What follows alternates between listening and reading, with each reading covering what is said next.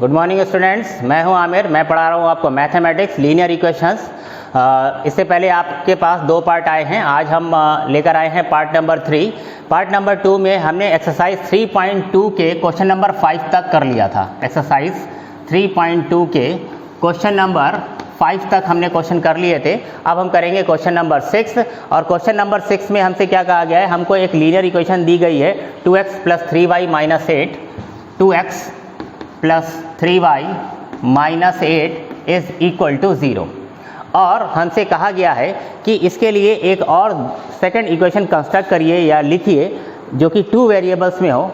Right another linear equation in 2 variables such that geometrical representation of pair so formed is intersecting lines, parallel lines and coincident line. यानी कि एक line तो हमको ये इन्होंने दी हुई है, एक इक्वेशन हमको गिवन है और एक इक्वेशन हमें अपने पास से लिखनी है, कंस्ट्रक्ट करनी है इस तरह से कि पॉइंट नंबर 1 में कह रहे हैं कि इस तरह से लिखिए कि वो कैसी लाइंस हो जाएं, इंटरसेक्टिंग लाइंस हों। इंटरसेक्टिंग लाइन तो यानी कि इसके लिए एक लाइन हमको अपने पास से ऐसी लिखनी है कि ये जो पेयर ऑफ इक्वेशन आए मेरे पास वो किसको रिप्रेजेंट करे, इंटरसेक्टिंग लाइंस को रिप्रेजेंट करे। अब हमने आपको बताया कि भाई इंटरसेक्टिंग लाइंस के लिए क्या कंडीशन होती है, a1/a2 is not equals to b1/b2। a1/a2 और b1/b2 इक्वल नहीं होंगे अगर, तो जो लाइंस हैं वो कैसी होंगी, इंटरसेक्टिंग होगी। तो बस आपको इस तरह से ध्यान रखना है कि a1/a2 और b1/b2 का ये जो रेशो है ये डिफरेंट रहे। तो आप कुछ भी लिख सकते हैं। सपोज आपने यहाँ लिखा 4x, अब आप इक्वेशन लिख रहे हैं तो अगर आपने यहाँ पर 4x लिया है तो देखिए a1 क्या हो गया है 2 और a2 क्या हो गया 4। तो अगर मैं इसका रेशो लूंगा तो 2/4 यानी कि वो क्या आएगा 1/2। तो जाहिर सी बात है कि यहाँ पर मैं 6 को छोड़कर कुछ भी ले सकता हूँ, क्योंकि देखिए अगर मैंने यहाँ पर 6 लिया तो 3/6 क्या हो जाएगा 1/2 हो जाएगा। तो ऐसे केस में क्या होगा, a1/a2 और b1/b2 सेम हो जाएंगे। लेकिन अगर मैं 6 के अलावा कोई भी नंबर यहाँ पर ले लूँ y के साथ में, यानी कि y का कोएफिशिएंट 6 को छोड़कर मैं कुछ भी ले लूँ तो a1/a2 और b1/b2 जो है वो डिफरेंट हो जाएंगे। तो सपोज मैं यहाँ पर क्या ले लेता हूँ, 5y ले लेता हूँ अगर मैं, और यहाँ पर कोई भी कांस्टेंट ले लीजिए, सपोज मैंने 11 ले लिया = 0। अब ये मैंने कोई इक्वेशन नंबर 2 लिख ली है। तो अगर मैं यहाँ पर देखूँ तो a1/a2 क्या हो जाएगा 2/4, a1/a2 क्या हो जाएगा 2/4 मीन्स 1/2 हो गया है, और b1/b2 क्या हो जाएगा, ये हो जाएगा 3/5। तो क्योंकि यहाँ पर a1/a2 और b1/b2 सेम नहीं है, इक्वल नहीं है, इसलिए ये पेयर ऑफ इक्वेशन जो है वो किसको रिप्रेजेंट कर रहा है, इंटरसेक्टिंग लाइंस को रिप्रेजेंट कर रहा है। मीन्स हमने जो लाइन लिखी है वो क्या है, 4x + 5y + 11 = 0। यही हमारा आंसर है। क्या ऐसी एक ही लाइन लिखी जा सकती है? ऐसी तो मैं हज़ारों लाइनें लिख सकता हूँ। क्या आप इसके अलावा भी कोई दूसरी लाइन ऐसी लिख सकते थे कि ये पेयर ऑफ इक्वेशन जो है वो इंटरसेक्टिंग लाइंस को रिप्रेजेंट करे? बिल्कुल, मैंने कहा ना कि यहाँ पर 6 के अलावा आप कुछ भी लिख लीजिए। तो मैंने 5 लिया, आप ये यहाँ पर जो है वो 4 ले लें, यहाँ पर 2 ले लें, यहाँ पर 7 ले लें, या कुछ भी जो भी आपकी मर्जी में आपको जो भी नंबर समझ में आए वो आप यहाँ पर ले लें, जिससे a1/a2 और b1/b2 जो है वो डिफरेंट रहें, ताकि ये पेयर एक पेयर ऑफ इंटरसेक्टिंग लाइंस को रिप्रेजेंट करें। सेकंड क्वेश्चन में, सेकंड पॉइंट में इसी के क्या कहा गया है, अब मुझे एक दूसरी लाइन यहाँ पर लिखनी है इस तरह से कि पेयर ऑफ लाइंस जो है वो पैरेलल लाइंस को रिप्रेजेंट करे। तो पैरेलल लाइंस, अब मुझे एक ऐसी लाइन यहाँ पर लिखनी है कि पेयर ऑफ इक्वेशन जो है वो पैरेलल लाइंस को रिप्रेजेंट करे। तो पहले हम ये देखते हैं कि पैरेलल लाइंस के लिए जो है वो कंडीशन क्या होती है। क्या आपको याद है कि पैरेलल लाइंस के लिए क्या सिचुएशन थी, a1/a2 is equals b1/b2 is not equals to c1/c2। Parallel lines कब रिप्रेजेंट होती हैं, जब a1/a2 और b1/b2 ये इक्वल हो, लेकिन c1/c2 जो है वो इसके इक्वल ना हो। तो पहले तो मैं यहाँ पर जब लाइन लिखूंगा तो इस तरह से लिखूंगा कि a1/a2 और b1/b2 सेम रहे। जैसे अभी मैंने यहाँ पर क्या लिया था, 4x लिया था। तो अगर मैंने 4x लिया है तो a1/a2 क्या हो गया 2/4, जो कि क्या आ जाएगा 1/2 हो जाएगा। अब क्योंकि b1/b2 जो है वो उसी के इक्वल आना चाहिए, यानी कि वही 1/2 आना चाहिए। इट मीन्स 1/2 कब आएगा, जब मैं यहाँ पर 6y लूंगा। इट मीन्स मैं ये कह सकता हूँ कि मुझे जो दूसरी इक्वेशन लेनी है वो क्या होनी चाहिए, अगर यहाँ पर 4x लेना हो तो फिर यहाँ पर मुझे क्या लेना पड़ेगा, 6y लेना पड़ेगा, जिससे कि b1/b2 जो है वो कितना आ जाए, 1/2 आ जाए। अब हम देख रहे हैं कि a1/a2 और b1/b2 तो सेम आ गए हैं, लेकिन अब c1/c2 जो है वो इस तरह से लेना है कि वो इक्वल ना आए। अब देखिए यहाँ पर क्या है, -8। अब -8 में यहाँ ऊपर -8 है, तो अगर मैं यहाँ पर -16 ले लूँगा तो -8 डिवाइड बाय -16 कितना हो जाएगा, 1/2 फिर से हो जाएगा। तो बस -16 मुझे यहाँ पर नहीं लेना है, क्योंकि अगर मैंने -16 लिया तो C1/C2 भी क्या हो जाएगा, 1/2 हो जाएगा, और उस केस में ये तीनों ही क्या हो जाएंगे, इक्वल हो जाएंगे। यानी कि तीनों इक्वल होने का मतलब कैसी लाइन्स हो जाएंगी, कोइंसिडेंट लाइन हो जाएंगी। तो बस मुझे यहाँ पर -16 छोड़ करके कोई भी नंबर लेना है। तो मैं यहाँ पर ऐसे कितने नंबर्स ले सकता हूँ, इनफाइनाइट मैनी, यानी कि मैं ऐसी बहुत सारी इक्वेशंस लिख सकता हूँ। तो सपोज मैंने यहाँ पर ले लिया 12, ठीक है, इज इक्वल टू 0। तो अगर मैं यहाँ पर 12 लूँगा तो अभी C1/C2 कितना आएगा, -8/12, यानी कि माइनस का 2/3 आ जाएगा। तो बस हमारा काम हो गया। अभी यहाँ पर हम देखते हैं कि B1/B2 मेरा कितना है, 3/6, मीन्स ये भी कितना हो जाएगा, 1/2 हो जाएगा। और C1/C2 जो है वो कितना आया है, वो आया है -8/12, जो कि कितना आएगा, -2/3। तो जाहिर है कि A1/A2 B1/B2 इक्वल है, but C1/C2 is not equal to this. Means अब इस सिचुएशन में ये पेयर ऑफ लाइन्स जो है वो किसको रिप्रेजेंट कर रहा है, पैरेलल लाइन्स को रिप्रेजेंट करता है। थर्ड पॉइंट में क्या कहा है कि हमें एक ऐसी लाइन लिखनी है, इस गिवन लाइन यानी कि इस गिवन इक्वेशन 1 के लिए एक ऐसी लाइन लिखनी है कि ये पेयर ऑफ इक्वेशन जो है वो कोइंसिडेंट लाइन को रिप्रेजेंट करे। तो अभी मैंने आपको बताया कि कोइंसिडेंट लाइन लिखने के लिए आपको क्या करना होगा, आपको एक ऐसी लाइन लिखनी होगी कि तीनों ही कोएफिशिएंट्स का रेशियो जो है A1/A2, B1/B2 और C1/C2, ये तीनों ही जब इक्वल होते हैं तो पेयर ऑफ इक्वेशन जो है वो किसको रिप्रेजेंट करता है, कोइंसिडेंट लाइन को रिप्रेजेंट करता है। तो अगर मैं यहाँ पर 4x लेता हूँ तो A1/A2 हो गया 1/2, तो यहाँ पर भी मुझे 6y लेना पड़ेगा, जिससे कि A1/A2 क्या हो जाए, 1/2। अब यहाँ पर मैं क्या लूँ, -16, तभी तो -8 डिवाइड बाय -16 क्या होगा, 1/2 होगा। तो मैं जब ये लूँगा तो A1/A2 कितना आ जाएगा, 2/4, जो कि कितना हो गया, 1/2। B1/B2 कितना हो जाएगा, 3/6, जो कि हो जाएगा 1/2। और C1/C2 कितना हो जाएगा, -8 डिवाइड बाय -16 मीन्स 1/2। अब इस केस में A1/A2, B1/B2 और C1/C2 तीनों ही इक्वल हैं, यानी कि अभी ये दोनों लाइंस यानी कि ये पेयर ऑफ लीनियर इक्वेशन क्या रिप्रेजेंट कर रहा है, इस केस में ये कोइंसिडेंट लाइंस को रिप्रेजेंट कर रहा है। कौन सी lines, coincident lines.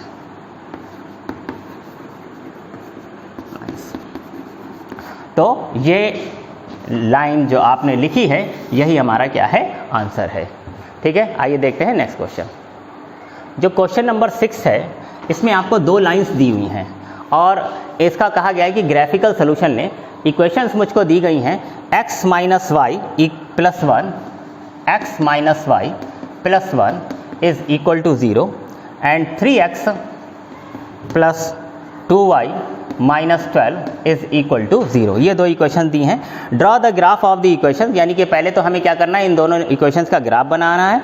Determine the coordinates of the vertices of the triangle form by these lines and the X axis and shade the triangular region.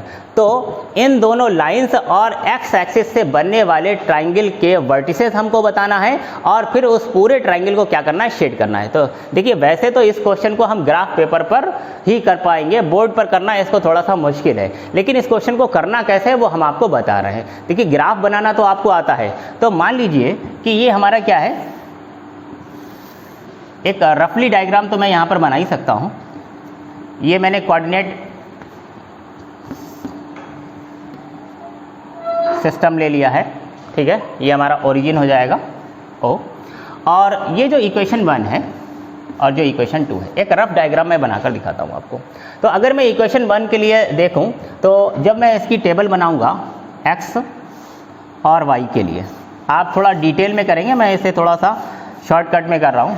तो अगर मैंने x के प्लेस पर 0 रखा, x के प्लेस पर 0 रखा तो y की वैल्यू क्या आएगी, यहाँ से 1 आ जाएगी। और अगर मैंने y के प्लेस पर 0 रखा तो x की वैल्यू क्या आ जाएगी, y के प्लेस पर 0 रखूँगा तो x की वैल्यू क्या आ जाएगी, -1। यानी कि एक पॉइंट आ गया 0, 1। तो 0, 1 कहाँ पर होगा, this point x is 0 and y is 1, तो ये पॉइंट आ गया 0, 1।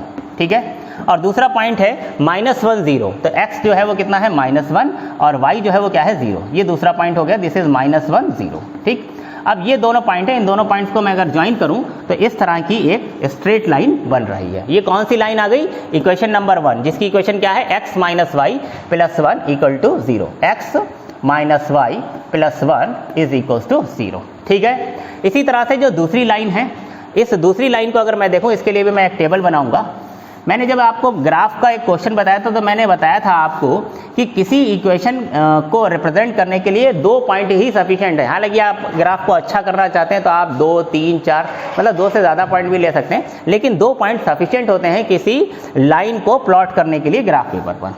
तो यहाँ पर अगर मैं सेकेंड लाइन की बात कर रहा हूँ, देखिए अगर मैंने x को 0 ले लिया, x को 0 लूंगा तो ये पूरा 0 हो जाएगा, तो मेरे पास क्या आएगा 2y, ये -12 उधर चला गया, 2y इक्वल टू 12 यानी y इक्वल टू कितना आ जाएगा 6 आ जाएगा। ठीक, और अगर मैं y को 0 ले लेता हूँ, जब मैं y को 0 लूंगा तो ये एलिमिनेट हो जाएगा 3x और ये माइनस का 12 राइट में गया तो 3x इक्वल टू 12 हो जाएगा, यानी x इक्वल टू कितना हो जाएगा 4 हो जाएगा। तो मेरे पास फिर से 2 पॉइंट आ गए, एक पॉइंट आ गया 0, 6, x कितना है 0 और y कितना है 6, तो 6 कहीं ऊपर जा करके होगा 0, 6। भाई मैं रफ डायग्राम बना रहा हूँ, ध्यान दीजिएगा, आप ग्राफ पेपर पर कायदे से इसको बनाएंगे। तो ये जो पॉइंट आ गया है मेरा, ये क्या हो गया है 0, 6। ठीक है, और जो दूसरा पॉइंट है वो क्या है 4, 0 है, x 4 है और y 0 है। x 4 तो x 4 यहाँ कहीं पर होगा और y जो है वो क्या है 0 है, तो 4, 0 यहाँ कहीं कोई पॉइंट होगा, दिस इज 4, 0। ठीक है, तो एक पॉइंट ये है और एक पॉइंट ये है। अगर मैं इन दोनों पॉइंट्स को ज्वाइन करूंगा तो इस तरह की कोई स्ट्रेट लाइन बनेगी। तो अब आप ध्यान दीजिए कि ये जो स्ट्रेट लाइन है इसकी इक्वेशन है x minus Y plus 1 equal to 0, और ये जो स्ट्रेट लाइन मैंने बनाई है ये नीचे वाली है, यानी कि इसकी इक्वेशन है 3x प्लस 2y। मैं यहाँ पर लिख रहा हूँ मैं 3x plus 2y and minus 12 is equal to 0। ये हमारी सेकेंड लाइन है। और जो x एक्सिस है वो कहाँ पर है, x एक्सिस मेरा ये है, दिस इज x एक्सिस। और x एक्सिस की जो इक्वेशन होती है अगर आपको याद हो तो x एक्सिस पर y जो होता है वो ऑलवेज क्या होता है 0, y कोऑर्डिनेट x एक्सिस पर क्या होता है 0, यानी मैं ये कह सकता हूँ कि x एक्सिस की इक्वेशन होती है y इक्वल 0। याद रखिए, x एक्सिस की इक्वेशन होती है y इक्वल 0 और y एक्सिस की इक्वेशन होती है x इक्वल 0। भाई y एक्सिस पर अगर आप कोई पॉइंट लेते हैं तो उसका y कोऑर्डिनेट क्या होता है, x एक्सिस पर अगर मैं कोई पॉइंट लेता हूं तो उसका y कोऑर्डिनेट ऑलवेज 0 होता है, इसीलिए x एक्सिस की जो इक्वेशन होती है वो y इक्वल टू 0 होती है। सिमिलरली y एक्सिस पर अगर मैं कभी भी कोई पॉइंट लूंगा तो वहां पर x इक्वल टू क्या होता है 0 होता है, तो हम ये कह सकते हैं कि जो y एक्सिस है उसकी इक्वेशन x इक्वल 0 होती है। तो ये आपको याद रखना है। ठीक है, तो अगर मैं देखूं तो ये लाइन और ये लाइन, ये जो x एक्सिस है इससे जो ट्राइंगल बन रहा है वो ये है। ठीक है, मैंने इसको थोड़ा सा डार्क कर लिया, ये ट्राइंगल बना है। तो ये ट्राइंगल, सपोज ये पॉइंट ऑफ इंटरसेक्शन जो है वो A है, ये वाला जो पॉइंट ऑफ इंटरसेक्शन है वो B है, और ये वाला जो पॉइंट ऑफ इंटरसेक्शन है वो क्या है C है। अब देखिए जो ट्राइंगल ABC है इसके वर्टिसेस को अगर हम देखें तो ये जो वर्टेक्स है ये B, इसके कोऑर्डिनेट्स कितने हैं, देखिए इसके तो कोऑर्डिनेट्स मैंने लिखे हैं -1 एंड 0, और ये जो वर्टेक्स है C इसके कोऑर्डिनेट्स कितने हैं 4, 0, इसके कोऑर्डिनेट्स कितने थे 4, 0, और ये जो वर्टेक्स A है ये मैंने तो बोर्ड पर बनाया हुआ है तो मैं तो इसे ऐसे नहीं बता सकता, लेकिन जब आप ग्राफ पेपर पर बनवाएंगे तो आप करेंगे क्या, यहाँ से एक वर्टिकल लाइन ड्रॉ करेंगे। ठीक है, इस तरह से, तो ये जहाँ पर x एक्सिस को जिस पॉइंट पर कट कर रहा होगा वो इसका क्या होगा x कोऑर्डिनेट होगा, और इसी तरह से एक हॉरिजॉन्टल लाइन आप बनाएंगे तो y एक्सिस को वो जहाँ पर कट करेगा वो इसका क्या होगा y कोऑर्डिनेट होगा। तो x कोऑर्डिनेट और y कोऑर्डिनेट आप यहाँ पर लिख देंगे, ग्राफ पेपर में आप इसको देखकर आसानी से लिख सकते हैं। तो यहाँ पर जो भी कोऑर्डिनेट्स आ जाएंगे वो वर्टेक्स A के कोऑर्डिनेट्स होंगे। ठीक है, तो इसका मतलब ये है कि मेरे पास ट्राइंगल ABC के तीनों वर्टिसेस आ गए। भाई 2 वर्टिसेस तो मैंने यहीं पर बता दिया, तीसरा वर्टेक्स A जो है वो आप ग्राफ पेपर पर जब आप इस ग्राफ को बनाएंगे तो आपको A के कोऑर्डिनेट्स यहाँ पर इस तरह से A से वर्टिकल लाइन ड्रॉ करेंगे तो x एक्सिस को जहाँ पर कट करेगा वो x कोऑर्डिनेट होगा, और हॉरिजॉन्टल लाइन ड्रॉ करेंगे तो वो y एक्सिस को जहाँ पर इंटरसेक्ट करेगा वो क्या होगा, इसका y कोऑर्डिनेट होगा। तो वो आप ग्राफ पेपर पर देख करके यहाँ पर लिख देंगे तो आपके पास इसके तीनों वर्टेक्स आ जाएंगे। उसके बाद इस क्वेश्चन में क्या कहा गया है कि ट्राइंगल ABC को क्या करिए, शेड कर दीजिए। तो भाई शेड कर दीजिए इसको, है ना, इसको इस तरह से हम शेड कर देंगे।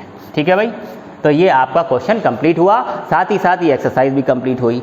अब जो नेक्स्ट एक्सरसाइज है उसको शुरू करने से पहले मैं आपको ये बताऊंगा कि जो लीनियर इक्वेशन है, जिसकी बात मैंने चैप्टर के शुरुआत से करता चला आ रहा हूँ कि जो लीनियर इक्वेशन होती हैं उनको सॉल्व करने के 3 मेथड होते हैं। फर्स्ट मेथड होता है हमारा एलिमिनेशन मेथड, सेकेंड मेथड जो है वो है सब्स्टिट्यूशन मेथड, और थर्ड मेथड है क्रॉस मल्टीप्लिकेशन मेथड। तो आप एग्जाम्पल लेकर के मैं एक एक करके इन मेथड्स को डिस्कस करता हूँ।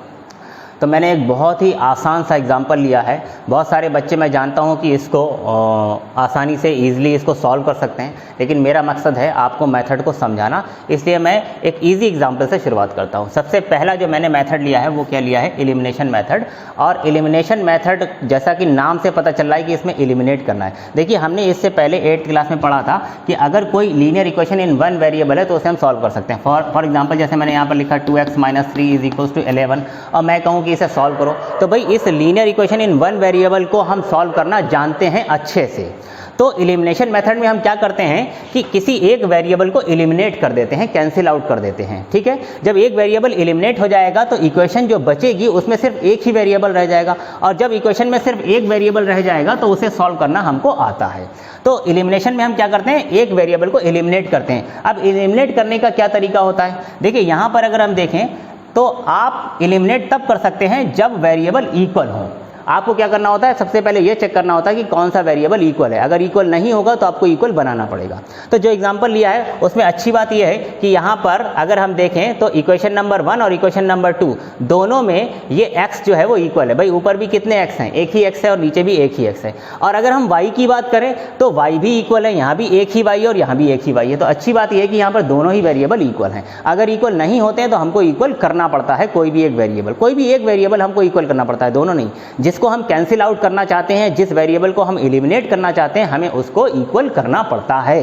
तो यहाँ पर तो दोनों ही इक्वल हैं, इट मीन्स मैं कोई भी वेरिएबल को एलिमिनेट कर सकता हूँ। अब समझने वाली बात यह है कि अगर मैं y को एलिमिनेट करना चाहूँ तो कैसे करूँगा। ऊपर वाली इक्वेशन में है +y और नीचे वाली इक्वेशन में है -y। तो अगर मैं इक्वेशन नंबर 1 और 2 को ऐड करूँ तो +y और -y डायरेक्टली एलिमिनेट हो जाएंगे अगर मैं ऐड करूँ। लेकिन अगर मैं x को एलिमिनेट करना चाहता हूँ तो देखिए ऊपर जो x है वो प्लस है, नीचे भी x जो है वो प्लस में है, दोनों ही x जो है वो प्लस में है। तो अगर मैं ऐड करूंगा तो x और x कैंसिल नहीं होगा। तो ऐसी सिचुएशन में अगर मैं इनको एलिमिनेट करना चाहता हूं तो मुझे क्या करना पड़ेगा, इक्वेशन नंबर 1 से 2 को क्या करना पड़ेगा, सब्ट्रैक्ट करना पड़ेगा, ठीक है। देखिए अगर मैं इसको ऐड करता हूं तो x और x क्या हो जाएगा, दोनों ही प्लस के हैं तो वह ऐड होकर के क्या हो जाएंगे, 2x हो जाएंगे। ये +y है और ये -y है तो ऐड करने से क्या होगा, ये कैंसिल हो जाएंगे। 8 और 2 ये दोनों ऐड हो जाएंगे, ये भी प्लस है ये भी प्लस है, तो +8 + 2 कितना हो जाएगा, +10 हो जाएगा। तो 2x = 10। अब यहाँ ये इक्वेशन हो गई है इन वन वेरिएबल, इसे तो मैं जानता हूँ कैसे सॉल्व करा जाता है। x = 10 और 2 जो है इसके साथ मल्टीप्लाई में ये डिवाइड में जाएगा, तो 10 / 2, 2 से मैं इसको कैंसिल करूंगा, 5, x = 5 आ जाएगा।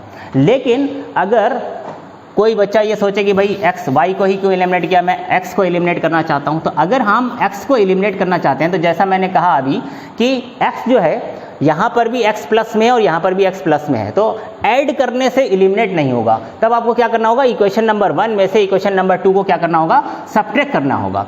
और इक्वेशन को सब्ट्रैक्ट करने का क्या तरीका होता है कि आप नीचे वाली जो इक्वेशन है उसमें हर जितने भी टर्म्स हैं सबके साइन को आप क्या करेंगे, चेंज कर देंगे, साइन को चेंज करेंगे। देखिए x जो है वो क्या है, +x है, तो आप इसे क्या कर दीजिए, माइनस कर दीजिए। ये y जो है वो माइनस में है तो आप इसे क्या कर दीजिए, प्लस कर दीजिए। ये 2 जो है वो प्लस में है तो इसको आप क्या कर दीजिए, माइनस कर दीजिए। 9th क्लास में भी पॉलिनोमियल को सब्ट्रैक्ट हमने इस तरह से किया था, साइन चेंज करके। तो बस हमें साइन चेंज करना होता है। अब जब मैंने साइन चेंज कर दिया है तो ये x प्लस में है और ये वाला x माइनस में है, तो अब ये कैंसिल आउट हो जाएगा। अभी देखिए ये y प्लस में है और ये भी अब तो साइन चेंज हो चुका है, अब इससे कोई मतलब नहीं। अब ये y कैसा हो गया है, प्लस का हो गया है। तो अब ये y और y ये दोनों प्लस y में हो गए, +y और +y, तो ये दोनों ऐड हो जाएंगे, कितने हो जाएंगे, 2y। अब यहाँ पर देखिए साइन चेंज हो चुका है तो 2 जो है वो माइनस का हो गया है, इसलिए 8 - 2 इधर कितना हो जाएगा, 6 हो जाएगा। और अगेन y की वैल्यू निकालने के लिए 6 / 2 यानी कि y की वैल्यू कितनी आ जाएगी, 3 आ जाएगी, ठीक है। तो सपोज मैंने यहाँ से y की वैल्यू निकाल ली, किस तरह से, सब्ट्रैक्ट करके। अब x की वैल्यू कैसे निकालेंगे, तो ये y की वैल्यू आप किसी भी इक्वेशन में, इक्वेशन नंबर 1 या 2 में इजीली पुट करके कैलकुलेट कर सकते हैं। तो सपोज मैं ये कह रहा हूँ कि इक्वेशन 1 में मैं इसे पुट कर सकता हूँ, पुट इन इक्वेशन 1। मैं इक्वेशन 1 में पुट कर रहा हूँ। तो इक्वेशन 1 है क्या मेरे पास, x + y = 8। अब y की वैल्यू मेरे पास है क्या, 3, मैं यहाँ पर 3 रखता हूँ। तो x + 3 = 8, 3 को मैं राइट में ले जाऊँगा तो x = 8 - 3 मीन्स 5। तो x की वैल्यू कितनी आ गई है, 5 आ गई है, ठीक है। तो मेरे पास y की वैल्यू 3 आ गई, x की वैल्यू 5 आ गई। अगर हम चेक करना चाहते हैं कि ये हमारा सोल्यूशन जो आया है वो सही है या गलत है, कैसा है, तो हम इसके लिए क्या कर देंगे, ये बहुत ही आसान तरीका है, x और y की वैल्यू उठा करके किसी भी इक्वेशन में पुट करिए और देखिए कि वो इक्वेशन को सेटिस्फाई कर रहे हैं या नहीं। सेटिस्फाई करने का मतलब लेफ्ट हैंड साइड और राइट हैंड साइड इक्वल आनी चाहिए। तो इक्वेशन नंबर 1 सपोज मैंने ली, x plus Y equal to 8 है, x की वैल्यू आपने क्या कैलकुलेट की है 5, यहाँ पर ले लीजिए, प्लस y की वैल्यू आपने क्या कैलकुलेट की 3 यहाँ पर ले लीजिए। तो 5 + 3 इज इक्वल टू 8 सही है। इट मीन्स जो हमने आंसर निकाले हैं वो हमारे बिल्कुल ठीक हैं। आइए देखते हैं नेक्स्ट। बहुत सारे बच्चों को लगा होगा, जो मैंने अभी एग्जाम्पल नंबर 1 लिया था बहुत ज़्यादा इजी था, तो कुछ बच्चों को लग रहा होगा कि सर ये क्या पढ़ा रहे हैं इतना सिंपल।